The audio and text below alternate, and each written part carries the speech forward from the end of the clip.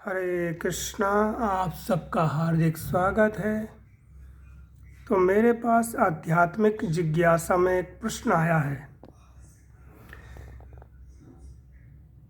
उन्होंने ये जिज्ञासा करी कि जैसे कि हर किसी के घर में गंगा जल रखा होता है, हर किसी के घर में गंगा जल होता है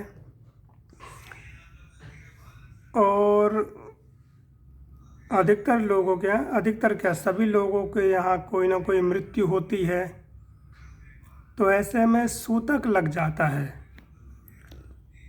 तो जब सूतक लग जाता है तो उस गंगा जल को क्या उपयोग में ला सकते हैं?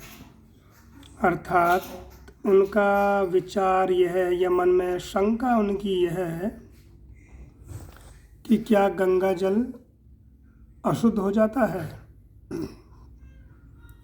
तो ऐसा नहीं है, ऐसा बिल्कुल भी नहीं है, क्योंकि गंगा जल तो सभी को शुद्ध करता है।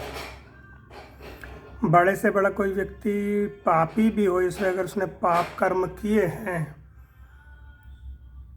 अगर वह सच्चे हृदय से गंगा जी में डुबकी लगाता है तो उसके पाप दूर हो जाते हैं। और हम लोग सभी देखते हैं, सुना है कि जब जीवात्मा देह त्यागती है तो उसके देह को जलाया जाता है, तो उसकी अस्थियों को कहाँ डाला जाता है? गंगा जी में ही तो डाला जाता है। ऐसा कहा जाता है कि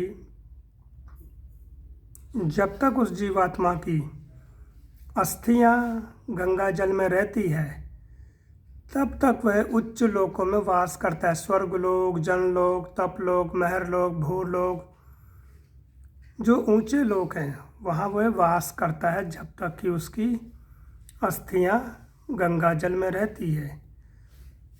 तो जो गंगा जल सभी को शुद्ध करता है तो वह अशुद्ध यह कैसे हो सकता है? घर में जब सूतक लगते हैं और गंगा जल भगवान राधा और कृष्ण का एक सम्मिलित रूप है, तो भगवान तो कभी अशुद्ध होते ही नहीं है। ब्रह्म वैवर्त पुराण में वर्णन है कि गंगा जल राधा और कृष्ण के देह से प्रकट हुआ है। उनकी देह गल गई थी तो जल के रूप में बदल गई। ये घटना है, कथा है। तो जो गंगा जल है वो राधा रानी कृष्ण का स्वरूप है और भगवान कभी भी अशुद्ध नहीं होते। भगवान को न किसी का वरदान लगता है, न किसी का शाप लगता है। तो वो गंगा जल सभी को शुद्ध करता है, ना कि वह अशुद्ध हो पाता है।